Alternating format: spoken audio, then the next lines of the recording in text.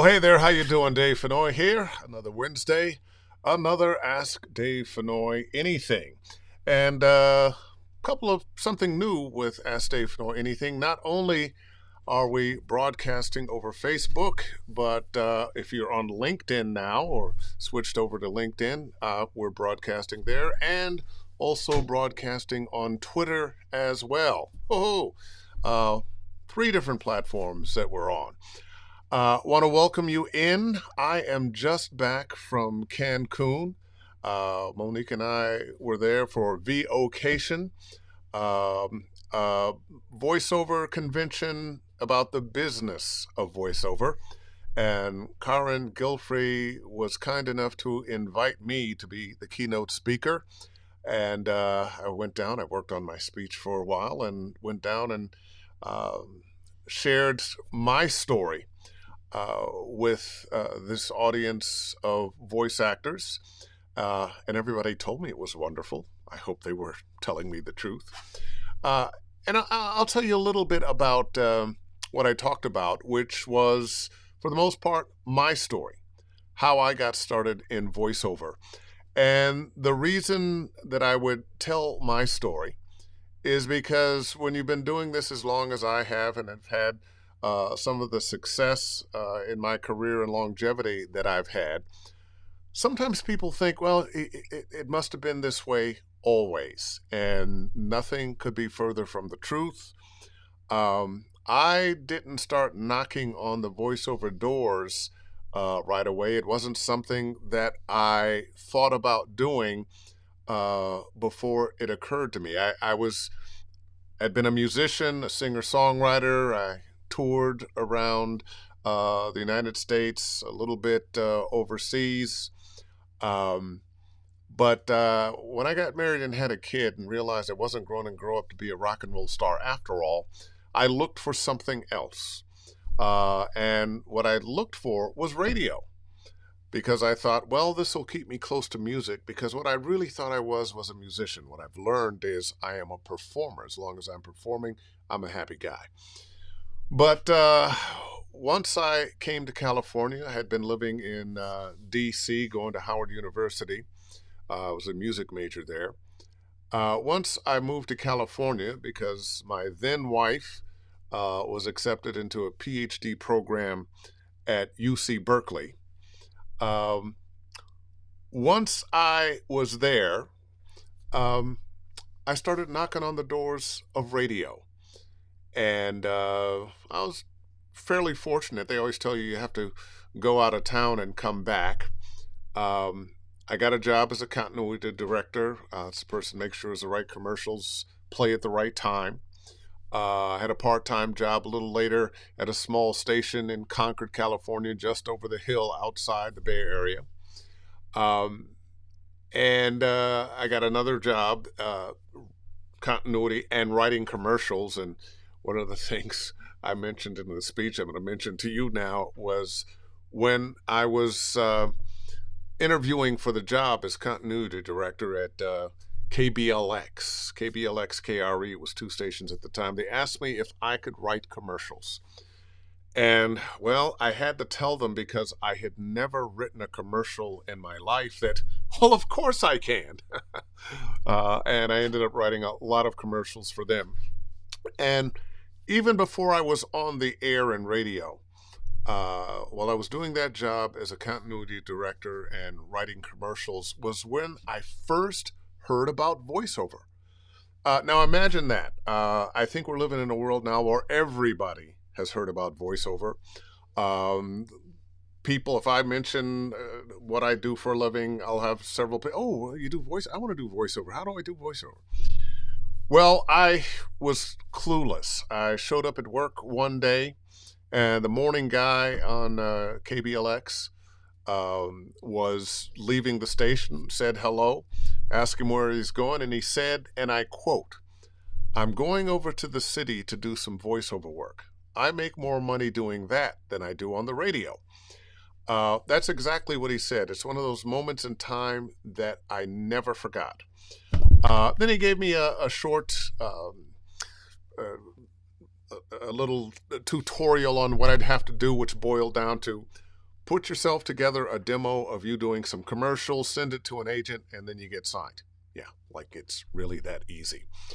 And it took a while, but I did get signed. My first demo, 5+ minutes long, all commercials I had done on radio. It was terrible. But the agent who ultimately signed me said, well, you got some talents. Your demo sucks. Redo it and come back and see me in 6 months. I'm pretty sure that the reason she said come back and see me in 6 months was because she wanted to make sure I was serious about what I was doing. When I took a weekend course with an agent from Los Angeles, still living up in Northern California. I'm skipping through a few years now. At Lee Gilbert, who's still with us. She's not agenting anymore. But she was an agent at Sutton Barth and Fennoy, and she did a weekend workshop. And it was on commercials, narration, and animation. And I took the weekend workshop, and at the end of it, she said, you're pretty talented. If you ever decide to move to LA, we would love to represent you. Well, that was fall of 1989. I know there's some people listening that weren't even born yet. But she gave me her card. But at that time, I was the morning guy on the #1 station in town, 107.7 KSOL. And I had made a plan for myself that as soon as I'm making as much money in voiceover as I am on the radio, I'm going to give up radio and, devote everything to voiceover and move to LA and all that. Well, the station got a new consultant, and February 9th, 1990, I was the first to be fired as I ended my morning shift, but not the last, as they fired just about every jock in the station. I remember Ken Schubat. He was our general manager, ushered me into his office at the end of my shift and gave me my severance check, patted me on the back. Thanks, sorry, but no thanks. And you know what? I never thanked the guy, because if they hadn't fired me, I might not be here with you right now doing this. But let me tell you about the commitment I had once I made up my mind to do voiceover. I couldn't move my family to Los Angeles after I was fired. But I did find Lee Gilbert's card. I called her and said, were you serious about representing me at SBV? She said, sure, come on down. Well, she said, get a new demo, though. Got the new demo. Took me a month or so to do that. And I started driving to LA. I drive to LA Sunday nights or Monday mornings. I drive back on Friday nights or Saturday mornings. Stayed with an uncle and aunt of mine for a month. Stayed with a buddy of mine, Tom Kafka, who recently passed, and his brother, John, both fellows I went to high school with, were also instrumental in helping me. Tom, because he helped me by letting me stay at his place, and he was working doing soap operas. He was a sound mixer, and he would get me little extra jobs.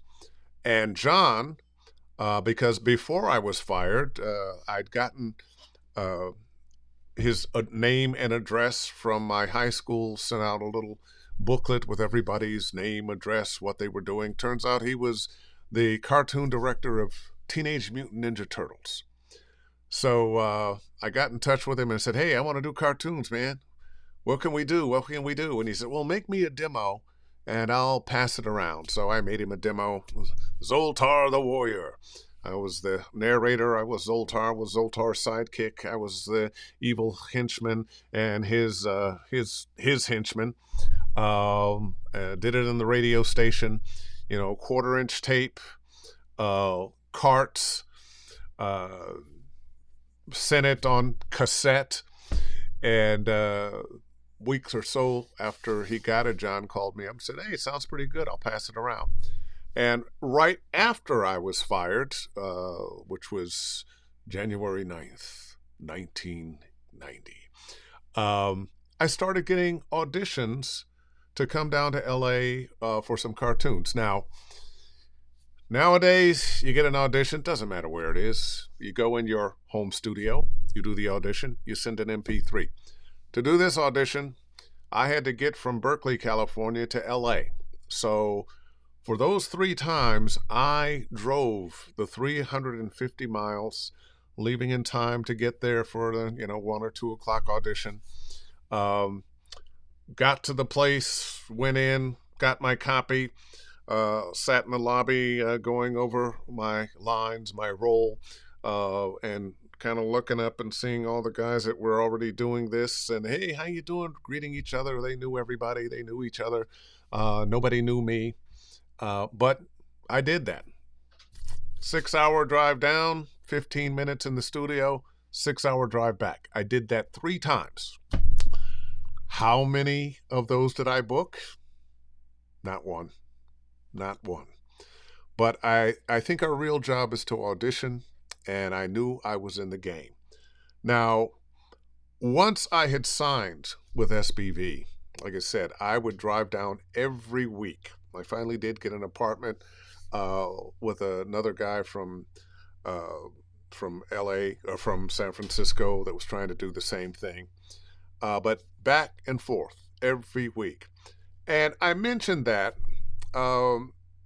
because those of you who are knocking on these doors, you're probably not going to have to drive anywhere, but you're going to have to do something different than what you're doing now. What is that definition of crazy? Doing the same thing over and over and expecting a different result. Well, let me just say, it all turned out okay, and here I am. I've got some other stories from my keynote speech that I'll be sharing from time to time, but that's enough for today. Want to remind you, Game VO Mexico 2023 coming up April 27th through April 30th, Acamal, Mexico, just down the road from Cancun. Myself, Randall Ryan, the director, Gillian Brashear, the director, both of whom do casting. Mark Esdale, the game director, also does casting, and fellow voice actor Aaron Fitzgerald. And we are going to break it all down.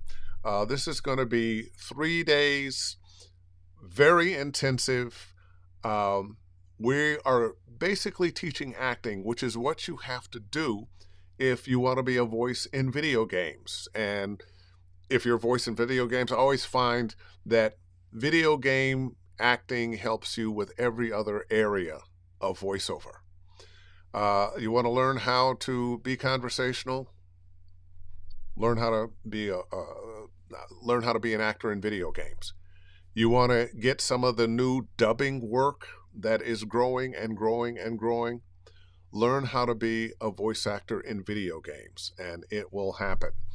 If you would like to get more information, you can stop by GameVOMexico.com, and all the information is there. Also, well, let's say hello to a few people before I move on. Let's see, there he is, Jim Frank, first on the list. Behind the mic is my happy place, absolutely. Terry Briscoe, another regular DC baby. And a hello, he says, to the Ask Dave Fennoy Anything family. Richelieu Hoff wasn't born yet when I started, raised his hand. You know, it's funny, as I was writing the speech and looking back, but when I really got started, more often than not, I start my time doing voiceover when I arrived in Los Angeles, which was 1990. But I had been knocking on the doors and doing voiceover work in the Bay Area for about 5 years before that. So we're talking 38 years I've been doing this. Almost 40 years. Wow. Time flies. Let's see. Terry again had something. I was watching the finals of the Get Mic'd animation video game. Noticed how over the top they all took the characters. Exactly how far do you recommend your students go? I know it depends on the character, but how can you decide how much is too much? Too much is not believable. When I'm working with a student, what I want to be able to do is believe you. And the amount of how much is going to depend on who the character is, what the world that you're operating in is. But video game acting now is very cinematic. More and more, what they are looking for are believable, grounded performances. Typically, video games lean into drama, animation leans into comedy. Does that mean there's not comedy in video games? No, and there can be drama in animation. But what they're looking for are grounded, believable performances.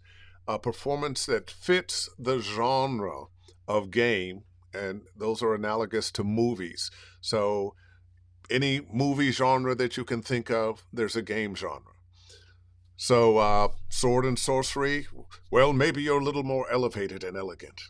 If you're doing a first-person shooter, well, depending on the first-person shooter, it could be very realistic military, or it could be like a game that I've been doing, Rumbleverse, which is very funny. I play Skip Legerday, and oh, that's gonna hurt. So you have to find the range. Now, one of the things I think a lot of people do when they're trying to win a contest, like VO Survivor, is they don't know the rules, and they want to get noticed. And you have to be very careful about what your intention is. If your intention is I want to do this different than everybody else, you may achieve that and yet not book the gig. If you want to just book the gig, you're probably not going to achieve that. If your intention is to play this character honestly, to bring truth to the character based on the world this character lives in and the scenes of this character, then you're going to work. And that means, although the words have to be said, you're going to pay less attention to the words. You're not going to try to make the words special. And a lot of people who have been studying commercials have found that out. That, well, yes, we do want to hear the name of our client, but nobody's looking for this guy right now in commercials. And nobody's really looking for this guy. They're looking for someone who is just talking to them, telling them a story, someone that reminds them of themselves or someone they know or a family member. You're trying to connect with somebody as a human being, not as a disembodied voice trying to pick your pocket. Let's see. Let me jump here. That's one we just did with Terry. Let's move on. Lonnie Manella. All of us radio execs have gone through that firing thing. Glad it ended up in the right place. Yeah, there's an old saying, if you haven't been fired in radio, you haven't really been in radio. And also, Lonnie, just a shout out to you. Talented director, talented actor. And I've been trying to get you on here. I don't know why. At one point, your internet was not doing what it was supposed to do, but we're going to get you on here. I said cassettes. Yeah, Richelieu raised his hand. Yeah. I remember those. My parents had them. And hello there, Isabella Tugman. How are you? Dustin Frank, cutting tape is my vocal age. Oh, thank you, Sarah. Love hearing the history of Dave. Inspiring. You know what? Once again, my purpose in telling that is so people get an idea. Everybody started someplace. Nobody started at the top. I think I had some good luck, and at the same time, it was not an easy road. By the way, don't want to forget, happy Black History Month. And it'll be wonderful when we get to a place where we don't have to have a Black History Month, because the history of all of us is just part of history. And I know in Florida, I don't know what it is with some people that you just, are you afraid of our history? What is it? I mean, we come from everywhere, not just Europe. We have Asian people here, Latin people here, Black people here, people from all over the world, the Middle East. We should be learning the history of everybody, and the history of the United States, and who these people are, where they came from, what did they have to go through. We're very proud of some things in American history, and we try to sweep other things under the rug. One of the things I like about going to, say, London, and when they start talking about their kings and queens and their history, they don't have a problem telling you how terrible certain kings or queens were, what rat bastards they might have been, because it's their history.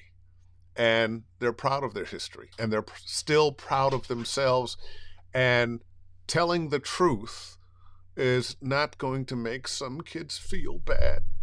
And I'm going to say is if a Black kid can be at the effect of racism, a white kid can learn about racism. And also talking about Black history, some of my influences when I was getting into voiceover. One, of course, James Earl Jones. As a matter of fact, when I first came to town, my agent sold me as a young James Earl Jones. One of my first gigs was for the Disney Channel, imitating James Earl Jones. I was playing a Darth Vader thing, and they handed me this coffee jar. It was like a Mr. Coffee jar. And, you got the little handle there, and they said, stick this under your lip. So I'm sticking it under my lip, and I'm, Luke, you are my son. And the echo, that echo that you have, it was right there. It was one of the, wow, that's really cool. But that was one of my first jobs, doing a James Earl Jones thing. Adolph Caesar, another Black actor that did a lot of voiceover work. New York actor, stage actor, best known for A Soldier Story. Amazing voice. Somebody else I listened to, Percy Rodriguez. Probably my biggest influence. Percy Rodriguez in the 80s was the voice of Pacific Bell, a Pacific Telesis company. He did a lot of the so-called blaxploitation films. Marvelous actor, Canadian. When he retired, there goes Clementine walking by. When he retired, he went back to Canada, and he's no longer with us. And somebody else no longer with us, Greg Morris. You may recall him from the 60s TV show Mission Impossible. One of the first Black character types that wasn't a stereotype. He was the smart guy in the group. And real good friends with his kids. Phil and Iona are very good friends of mine. Phil Morris, you remember him from, well, lots of things. Seinfeld, Jackie Child. And some of you heard me when I was on their podcast. All right, let's look at some more. Say hello to a few more people. Galena White, how are you? Hey, that looks like your Valentine's picture. Doreen, how are you? There you are. And let's see. Oh, this is a little back and forth in the chat here. Doreen and Terry Briscoe. Dave, you answered that question so well. Great question. Thanks. Okay. Clearly, I'm not pre-reading these. We're just going down the line. Oh, Michael Glover. Good seeing everybody. I saw a little post you made today on Facebook. There, Michael Glover. Liz Atherton. Hey, how are you? I see your posts all the time. Good to see you here. Um, let's see. That will be old news, holding back culture and history as long as we keep working together. Of course, that's the whole idea. We are all Americans.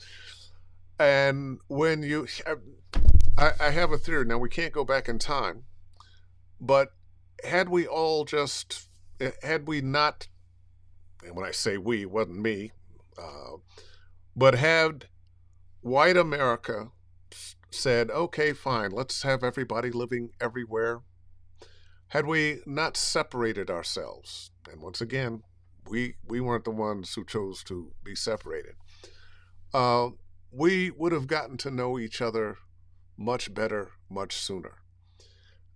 It's a very interesting world that the United States has created for itself. I went to Macalester College first, general school, and then I went to Howard, which is an HBCU, historically black college or university. And I can't tell you the comfort and relaxation I had at Howard because everybody looked like me. Um, Now, I'm not a person that's uncomfortable around other people. I think my going to a private boys' school with rich white kids did a lot to let me know what the dominant culture is, and not only the dominant culture, but the upper levels of the dominant culture. I got to listen to that music, speak that language, know those jokes, know the things that they were interested in because that's what was shown to me. But all too often, we don't know each other. Probably better now than ever. There was a time when there were race records, that these were records that only black people listened to and a very few white people. Well, now the music industry, you can't imagine it without black artists all over the place. We've got more black country western artists now than ever before. We are making strides, but we haven't gone far enough. Still, way too many young black men are serving more time for the same crimes as white men. We are still living in black neighborhoods and white neighborhoods. Much of that has changed. I live in a general neighborhood. But we need to do better, and we can do better. And paying attention to American history, all the good, the bad, the bitter, the sweet, learning it all is the way. All right. Let's see. Question from Richelieu Hoff Jr. Declining audition scripts. Blasphemous? Will you be blacklisted? Um, no agent is going to insist that you audition for everything, and we all have lines that we won't go past. Um, so no, I'm not going to say that's going to get you in trouble. There are some things that I think will limit your career. Declining certain auditions is not one of them. I decline auditions for a number of reasons. Sometimes I don't think I'm right for the part. It's not in my wheelhouse, or so far outside of my wheelhouse that, I'm not playing 20-something guys anymore. Can't do it. There's some 20-something guy that will do it. Although I do a lot of different accents, some accents I don't bother with anymore. I'm not doing my Indian or Pakistani accent anymore, auditioning in it. One, um, where I learned to do it was, 7-Eleven, and it was kind of a making fun of, joke of. It wasn't respect for. Uh, and I think there are plenty of Indian and Pakistani actors out there that can do a better job. I know how I feel, and have felt. The Cleveland show. I'm black. I'm from Cleveland. But it was a white guy that was playing the character of Cleveland. And I remember how I felt about that. And then, of course, George Floyd dies, and lots of white actors who were playing black roles suddenly went, oh, geez, I guess I shouldn't do this. They're still getting the residuals, though. We're in a world now where we have become aware. And we are looking for Asians to play Asians and black people to play black people, and so forth and so on. Now, in a perfect world, anybody should be able to play anything. But we are far, far, far, far from a perfect world, and it's show business. And as long as various groups aren't getting as much of the business as they should, we have to have some kind of affirmative action or some kind of making sure that we are being inclusive. All right, let's say, Billy Scheller. Now, Billy is very conservative, but we still like each other. Let's see. Janice Hunter, much better, much sooner. There you go. Hawkins. It wasn't Hawkins, Janice. Hawken School for Boys. And shortly after I graduated, they went co-ed, so it's now just Hawkins School. Beaumont School for Girls for me. Oh, boy. Those prep schools getting you ready to lead America. One of the stories I told when I got to San Francisco, the first job I had was a paid internship at KNBR, which is a big AM powerhouse, news and sports. But I had to be able to type 45 words a minute, and I didn't know how to type. And the reason I didn't know how to type was because at Hawkins School for Boys, when it was ever brought up, oh, you gentlemen will be the leaders of tomorrow. You will have someone to type for you. Okay. Anyway, what else did I want to talk about here? Any other questions? Oh, by the way, I think I might have mentioned it. I don't know. Getting old, can't remember. We are now live on Twitter and LinkedIn as well as Facebook. And soon we'll be live on LinkedIn, Twitter, Facebook, and YouTube. So you can find us anywhere. So we got any more questions here? I think I blew through. Oh, you know what? I'll tell another story until somebody has a question for me. Let's see. Which story shall I tell? Oh, well, let's go back before voiceover. When I was a musician, I'd gone to McAllister College for a couple of years. I was a theater major there. Did a couple of plays. Also played football on the football team, and that was something that nobody did. If you can't do theater and football because the time crunch, but I did both. But after a year and a half, I dropped out of school and went on the road as a musician for a couple of years. And I moved to Boston, and I moved there because my best friend, who had also dropped out of McAllister, went there to go to Northeastern and study journalism. And when I went, this is early 20s, very early 20s, I was living in a house in Somerville, which is right next to Cambridge. My landlord was Tony Fortini, and he had the gas station next door. Now, I moved into this house with a bunch of guys. We were all about the same age. We were broke as a joke. I had a few clothes, my guitar, and I was wandering around the streets of Boston looking for work. Sometimes I played on the street. I did a lot of gigs in colleges and coffee houses. I remember having a gig at somebody's concert club in Beverly.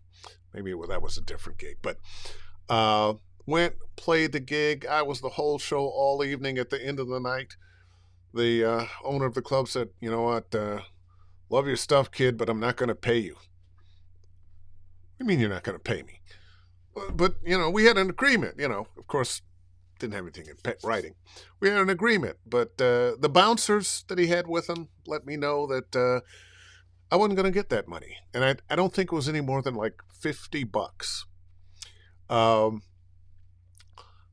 when I was living I moved from Somerville after a while, and I was living near Berkeley School of Music, real seedy part of town in Boston, or at least was in the 70s. And one day, one of my upstairs neighbors let in somebody. The buzzer wasn't work, so he went down to the door and let somebody in. Turned out the guy was a robber. Marched him upstairs at gunpoint, shot him twice, and stole a lid of marijuana and $20. Fortunately, the robber was a bad shot. Hit nothing vital. The kid survived and moved out the next day. I think mom and dad came to get him, but it wasn't always pretty. All right.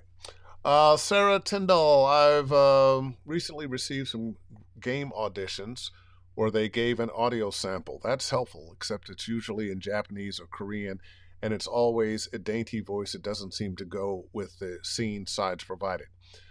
I give one take as close to the original voice, and then a second how I want. Any advice?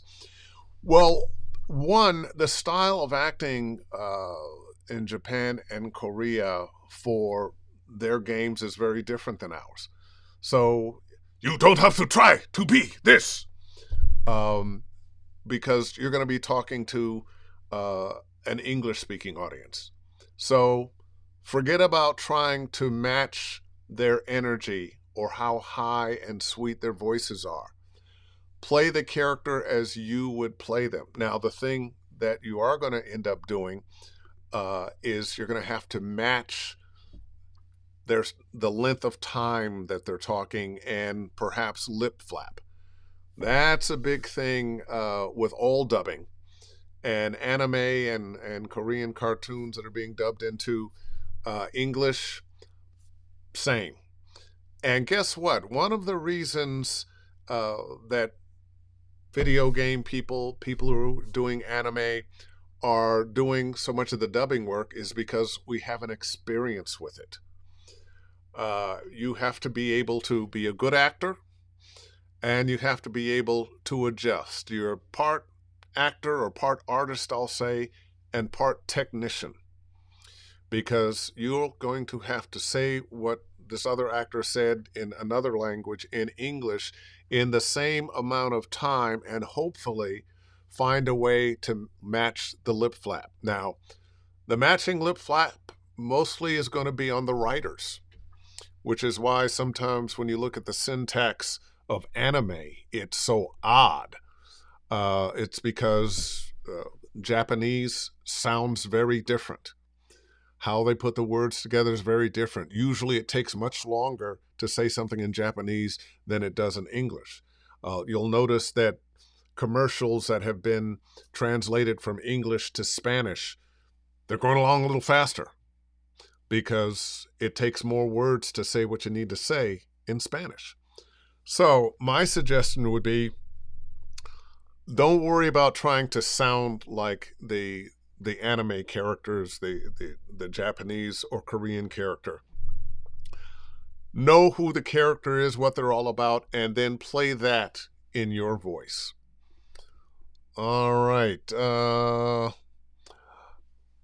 Jim Frank, was it the Lancome Theater in Beverly? You know what? I don't know the name of it, and I don't want to disparage the name of the Lancome Theater. But I don't think it was the place that didn't pay me.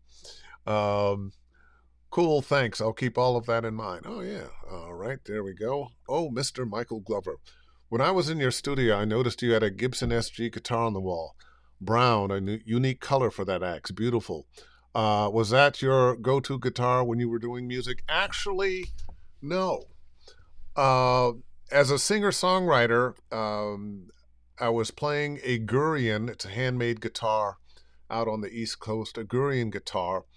And I did play the SG somewhat in some bands, but I had an Ibanez, actually still have it, an Ibanez Electric. That was my go-to guitar when I was playing in bands. And before I finally faded away from being a musician because of carpal tunnel and trigger finger and whatnot, um, I was playing a Gibson hollow body electric because I was more into the smooth, jazzy sounds. All right. Da, da, da, da. Jim Frank, this past weekend when I was staying at your house, yeah, this is clearly for somebody else. Whose house were you staying at, Jim Frank? You weren't staying here. Or was I out of town and you came and I thought somebody else was house sitting for me. I noticed there were a few different kinds of cheeses in the refrigerator. What's your favorite kind of cheese? Ah, and to answer that question that somebody else had, I'm not a big fan of cheese. I mean, I'll eat cheese on a cheeseburger from time to time, but cheese is not a go-to for me. I mean, I do eat it, but I'm not one of those people like, oh, yes, cheese. That's funny. Um, what else was I wanting to talk about? Oh, boy. I feel like I've probably told enough stories, but I'll tell you one more. This was a story that was very instructive for me, and I had a great lesson. When I first got to town, uh, one of my earliest gigs was doing the voiceover for Disney's Big Red Boat, and that's their family cruise ship. And I did the audition, and I went into SBV, went in the booth, did the audition. They sent it, and got the call that, hey, you booked this thing. You're going to be doing it at, I think it was Margarita Mix, which is one of the high-end studios in town. Still here. A lot of studios going out of town, but LA Studios and the two Margarita Mixes are still with us. So I get there, and they are just so happy to see me. They're just, oh, we loved your audition. Come in. And, when you're going into the studio, there's 4 or 5 people in the room. You don't know who they all are. You introduce yourself. And at that point, I was so young in this, so new in this, that my nervousness was, oh, hi, yeah, nice to meet you. I didn't know who everybody was, but they were being very nice, very complimentary. Loved your read. Went in the booth. Everything I did, they loved. We love it. This is so wonderful. This is fantastic. And just what we were looking for. And I asked them, well, when we got done, where's this going to air? And they said, well, it's going to be on ABC, and it's on such and such a show, and we don't know exactly what time it will air on that show, but it'll be airing on that show. So, of course, mom, dad, sister, cousins, friends, everybody heard from me about this commercial that was going to be playing on ABC on whatever this Disney show was at such and such a time. So everybody was lined up. I made the phone. You didn't forget it's tonight, right? And when the commercial came on, it was somebody else's voice. Man, I was so embarrassed. But it taught me a great lesson. One, just because they loved you at the gig doesn't mean that some suit or somebody up above them is going to love it. These things happen. I've been on both sides of that. I've been the guy that lost the gig. I've been the guy that got the gig from the guy that lost it. The role of Lee Everett, the role I'm best known for in video games, iconic, won awards for, nominated for BAFTA for.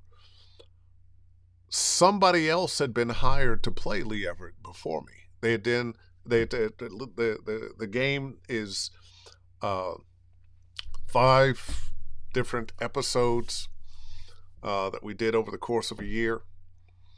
They had done the first episode, and they were going to drop it soon. And somebody just went, you know what? This person we hired, it just isn't right. And I got the audition, and it said, we want something real natural. This guy he was a college professor, so forth and so on. Did the audition. A week later, I got the gig. I still do not know the name of the person who had it before me, and I do not want to know. But this happens. How many times have we heard about the iconic performance of somebody in a movie? And when we get the history of it, we find out that, well, they'd actually wanted to cast somebody else, but that person wasn't available. And yet we can't imagine what that movie might be like without the person who ended up in the role. That's who you want to be as an actor. So that once you do that thing and it's out there, nobody can imagine anybody else playing it. All right. Mr. Michael Glover again. When I was in your studio, I noticed... Oh, yeah, that's that old question. We did that. Okay, then Jim Frank, Cancun, Janice, oh my God. What percentage is considered a successful booking rate? What percentage is considered average? You know, that's a very good question, and I'm going to suggest that it's hard to come up with a number. I have a very high booking rate, but I think it's because of a couple of reasons. Not just that I'm well known and I'm pretty good at what I do, but my agents are tending to send me things that are right for me. When you first sign with an agent, you're going to get what they call a honeymoon period. They're going to send you a lot of different things that maybe you don't feel like you're right for, but they're trying to test your range. So chances are you're not going to book as many. The better your agent gets to know you, the better you get to know yourself, where you find where you're strong and comfortable, the higher your booking rate is going to be. But I'll say this: if you're booking 1 in 10, you're killing the game. You're killing the game. I also am a great believer that our real job is to audition, because that is where the work comes from. Yes, from time to time, I'm given a job. But more often than not, the work I do is because of an audition or repeat business. I've been a Lexus voice for about 15, 20 years. It's just repeat business. I have worked off and on over the years for Time Life Music. As a matter of fact, late at night, you can go to the Time Life channel and hear. But wait, there's more. And if you're not completely satisfied, just send it back for a full refund. Long-term clients are great, and I know I'm off topic from your question, but your booking rate is going to go up. The better your agent is, the better you are at understanding that thing that you do, the higher your booking rate is going to go. But once again, 1 in 10, 1 in 20, you're killing the game. I know, and that seems like a big difference. It's not. Good question. Good question. Let's see. Jim Frank. I hate it when the suits make decisions. I had this morning show on Cape Cod locked in, already put a deposit down on an apartment and arranged moving, to find out that the owners came back from vacation and decided to give the job to their nephew. I'm not laughing at you, Jim. I'm just laughing at the situation. You know, we want life to be fair, and in a lot of ways, we want to work hard to make a lot of things fair, but we're never going to make it all fair. There's always going to be, some nepotism. There's always going to be somebody who has a little more power, has a friend that they want to put in the spot.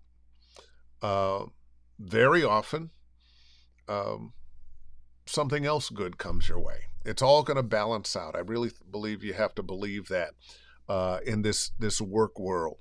If you keep showing up, if you keep striving to be the best you can be, and striving to understand who you are as an actor, as a voice actor, the more you're going to make right choices about the auditions you do, and right choices within those auditions. So tell one more story, and then we'll call it an evening. Wait a minute. Oh, you've heard me, Terry. No, my brother, you got to buy your own. Now, not my line, but I'm on that commercial. Oh, you're going way back. Larry Davis, the biggest soul hits of the 70s. Yeah, that's one I'm on. Yeah. Let's see. Part of not being able to answer a booking rate question is not knowing if our agents actually sent our auditions to clients. I have heard that. I'm sure that they don't send everything. I'm pretty sure mine gets sent most of the time. Pretty sure. Anyway, that story. One of the best gigs I ever had was Hulu. I was the voice of Hulu for 8 years from its inception. From about 2008 for the next 8 years to about 2014. And it didn't come through an agent. It was a low period. 2008, the high point for me was Barack Obama was elected president. The low point was he got elected president because the economy had crashed. And along with that economy crashing, a lot of work that I had, Time Life Music, wasn't doing Time Life Music for a while. I was the voice of Showtime at the Apollo every week. It was a weekly gig. And Showtime at the Apollo went off the air. And I had been in a position where I was working all the time. So I wasn't updating demos or, constantly seeking out new business, because new business and repeat business was coming, and then suddenly gone. Well, I had, what am I going to do? I had to sell my house, move into a condo for a while. And I finally figured out that, the thing I have to do is what I did when I first got to LA, which is promote myself, knock on doors. Not literally knock on doors, but get in touch with old clients and prospective new clients. Do some training, update demos. Well, I was in the process of doing all that and still wondering, where's this gig going to come from? Who's going to hire me as a promo voice for their network or cable station now? I've been at ABC, CBS, NBC, the WB, CNN. And I wasn't seeing where this job was going to come from. And it wasn't that I wasn't making money, it just wasn't making enough. Well, I go to a party with my then girlfriend, now wife, Monique, and it's with a girlfriend of hers that she hasn't seen in a while. And while they're talking, catching up, how good to see you, blah, blah, blah, blah. I go sit on the couch because I'm at a party with people I don't know. Not that I don't talk to people. As a matter of fact, that's exactly what it is. Sat on the couch, and there was a guy sitting next to me, and, we got to talking. He finally asked me what I did. I said, well, I do voiceover for a living. And he said, well, there's this new thing, this new company, and they're going to be streaming TV shows on the internet, and they're looking for a voice. And give me your email. I'll send you an audition. Well, he gave me his email. He sent me some lines to read. I read those lines. And a week later, I was the Hulu guy. Well, they weren't calling me the Hulu guy yet. But a week later, I had the gig. Now, it wasn't a lot of money to begin with. I was being paid by the piece. So every time I said the following program is brought to you with limited commercial interruption by insert advertiser here, I got paid a certain amount of money. Well, they didn't have a lot of advertising when they began. So when it started, a few $100s a month. Still happy to have a few $100s a month. But within a couple of years, it was averaging quite a bit more. It became a gig I could live on. Believe me, when the Hulu gig went away after 8 years, I was not happy about it. But I had lived the creed I started when I was making my comeback in 2009. Always be looking for new work. Don't get so big and cocky that you think it's just going to come. Keep knocking on those doors. Keep showing up. Keep putting yourself on the line every day. Ask yourself every morning, what can I do to further my career today? Ask yourself every night, what can I do tomorrow to further my career? And that works. And also, you don't know where your blessings are going to come from. You put in the work, the blessings will come. There's an old saying, luck is when opportunity meets preparation.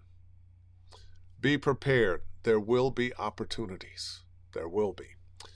And I think on that note, I will call this Ask Dave Fennoy Anything finish for tonight. Thank you so much for joining me again. You know, you have no idea how much pleasure I get out of talking with you guys. How many people who never click on and make comments are listening. I discovered that. I discover it all the time. Several people approach me at VOcation in Cancun to let me know. I listen to you every Wednesday. Thank you so much for what you do. And that's very gratifying to know that it's being taken positively and people are finding value in it. So love that. Love you guys. And this will show up on YouTube, my YouTube channel, Dave Fennoy Voiceover Training. Interested in coaching with me, go to davefennoy.com. Click on the Study VO banner at the top. And don't forget, Game VO Mexico 2023, April 27th through the 30th, Acamal, Mexico. With the amazing Randall, Ryan, Mark S. Dale, Gillian Brashear, Aaron Fitzgerald, and yours truly. It will be life-changing if what you want to do is get into video games. All right. I will see you next time, and until then, book something.